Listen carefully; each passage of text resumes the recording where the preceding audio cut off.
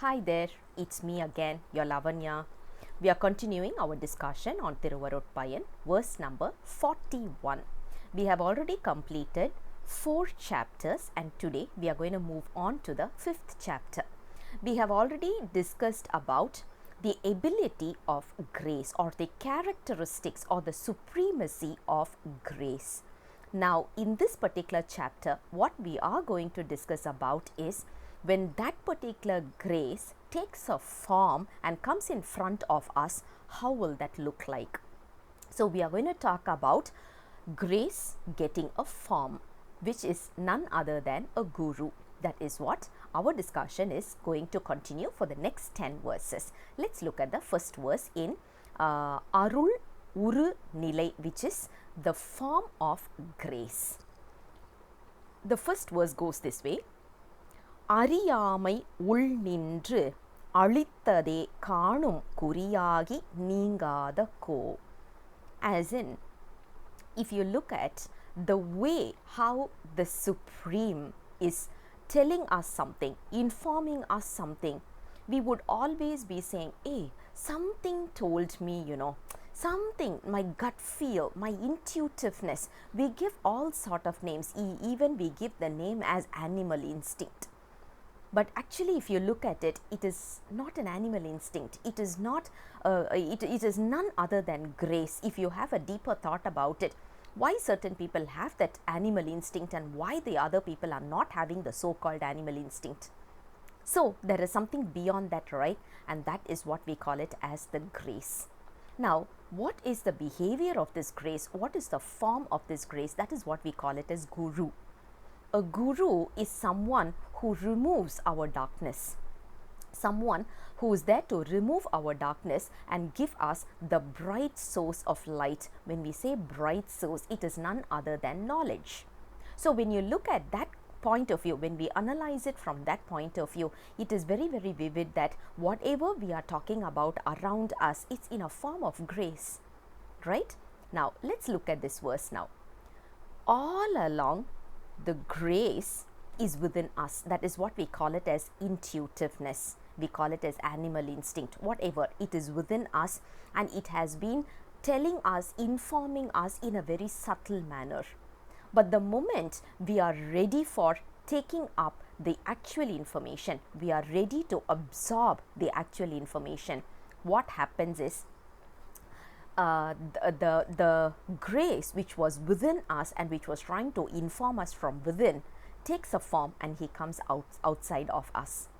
It is the actual Supreme, the Almighty, in the form of, disguised in the form of Guru. Now we may also have this question, is it going to be the same for all sort of lives? Because we have already seen the soul. There are 3 categories of souls and we have been talking about that as Sagalar, Vijnanagalar and Pralayagalar. Actually, the order is Sagalar, Pralayagalar and Vijnanagalar. So we have been talking about that. The soul which has got all the 3 entanglements as Arnavam, Karmam and Maya. When a soul has all the 3, they are called as Sagalar. Only when 2 of these are there, 2 entanglements are there, as in without Maya, only Karma and Arnavam is there. Those kind of souls are called as Pralayagalar, and only one entanglement, the soul with only one entanglement, which is Arnavam, is called as Vijnanagalar. Just as a recap, we have already discussed this in the 2nd chapter, just as a small recap. Now, if you look at it, what happens with Vijnanagalar is the Almighty, the grace, stands within us and tries to explain whatever it wants us. It was guiding us, basically that's the right word probably. It guides us in our path. Now, Pralayagalar and Sagalar, do we mean to say that the someone from within is not informing us? Of course it is informing, but just that we are not tuned to receive it. It is as good as a frequency. Are we tuning ourselves to receive that frequency? The answer is no. So what happens is the Supreme, the grace which was within, just takes a form and comes in front of us without any disguise. As in, Lord Shiva, in the form of Lord Shiva, will come in front of us for the in-between category, which we call it as a Pralayagalar. Now imagine there's a person coming in front of us with all the snake and all these and eyes on the forehead, and there's a small little deer in his hand and whatever. If you look at that kind of a form, if he comes in front of us right now, do we think we can take it up? Especially if the snake is alive, we would just be, just get out of that place in a jiffy, right? Because we don't have the confidence, we are very scared of it. Now imagine, it's not possible for him to come as such in front of us because we don't have that kind of a capacity. So what he does is he disguises himself in the form of Guru, and he's coming in front of us for Sagalar. So when you talk about Sagalar, he comes in the form of a Guru.